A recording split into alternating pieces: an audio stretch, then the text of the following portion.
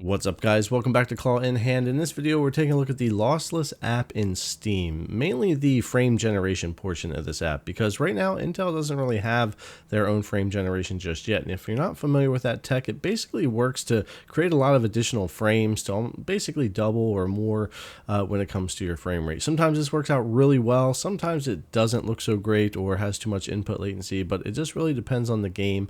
On the Legion Go and the Z1 Extreme, I get a lot of really good results with Lossless, but it's a little different hit and miss here on the Claw, but we'll get into it here. This is a $7 app on Steam, but depending on what you want to use it for and what you want to get out of the device, this could really be worth it for you to take a look at. Now, there's been a lot of updates and they continue to update this app and it gets better and better. And if you want to be able to check that out, there's their latest updates. It just came out a couple of days ago at the time of making this video, trying to kind of stabilize the performance, some of the ghosting and smearing issues and that kind of stuff that we've had kind of in and out of the app. Now, as we get into performance here on the MSI Claw, it is going to be a little hit and miss, as I said, so we'll get into it. But as far as the way the app works, you're going to want to have this launched and running before you run your game. Scaling mode, I can have auto. Aspect ratio here just left alone. Scaling type I'll leave off, and I'll just use whatever in-game scaling types I want to use. But we're going to have this LSFG turned on, frame generation, a part of this app that we're going to be using here to have frame generation turned on. I'm going to use draw FPS here as well,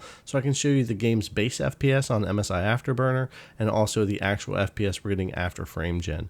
There's also settings here with your hotkey, Control-Alt-S to scale and unscale and turn this on and off. You also have some other options you can get into here as well. And you're going to want to be running windowed or full screen borderless mode if you're going to use this. You're running something like exclusive full screen or whatever doesn't tend to work well, so keep that in mind when you're messing around with this with different apps and games and stuff. So we're going to have lossless scaling running here. We're going to have that ready to go, and then we're going to launch into a few games and take a look at some different performance and how this works here. So Helldivers is first up, and again, I've had great luck with this over on some of the Z1 Extreme devices, but it has been hit and miss here on the Claw. At about 53, 54 FPS just hanging out here, we're actually getting decent performance in Helldivers these days, even unplugged here on the Claw. So we'll go in here, and we're going to open up Lossless, hit scale, tap back on the game, and we'll watch this scale the game and start frame generation. You'll see an extra little FPS counter up there. Hopefully you guys can see that.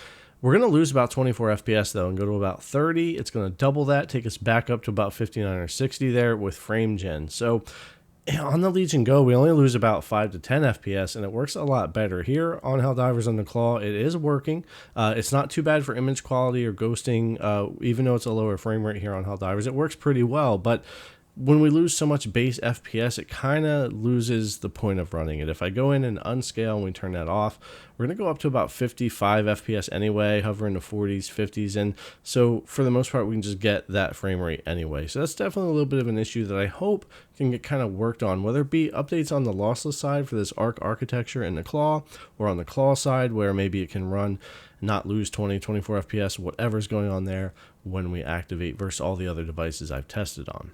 Now on Horizon Forbidden West, it's kind of similar here. I get a little bit more of that ghosty stuff, but that's because we're at such a low FPS. We're not at 30 or higher, and it's highly recommend you lock to 30 or 40, 45, 60, whatever you're going to do, and then double that, and it will work better. But it does work here. The only problem is, again, kind of like the last game with Helldivers, if I unscale, I can actually get back up to about 30 FPS here. So again, we're losing a lot of the base FPS that I don't experience as much on the other devices here. That kind of hurts some of the performance. So it depends on what kind of game you're going to be playing. If you go to something that runs a little easier, so say in the 40s or so here, and I'm going to lose about 10 FPS when I activate, we still stay above 30. I could definitely lock at 30 and get a nice clean 60 with this, which is kind of the goal of this, or a little higher if you wanted. But this actually worked a lot better. Less input latency, the picture quality stayed better, not as much issue there, and just overall felt better and looked better. The frame generation is able to work better having the higher base FPS here, and then upscaling that or adding frame generation to that. So definitely a lot of potential here when it comes to this app and the Claw. It's just going to depend on what kind of games you're running, what kind of frame rates, and that kind of thing. Emulation also has a lot of good possibilities in there, as you can use this on other things. Any of the launchers besides Steam, and of course emulation here where I have this running the Switch, and I'm able to actually frame gen that and get some more FPS out of it. So some tweaking and stuff, you could get some better performance with some of your emulation. So a lot of possibilities here with Lossless on the Claw, but between things that the Claw has issues with to begin with, plus maybe some updates needed to Lossless for this type of device, it could definitely be working better. However, there is a ton of potential here, and how great I've seen it work on other devices. I am excited about the future of Lossless here on the Claw and what it might do to help game performance. All right, guys, thanks a lot for coming to check out the video. As always, we really appreciate it, and we'll see you in the next one.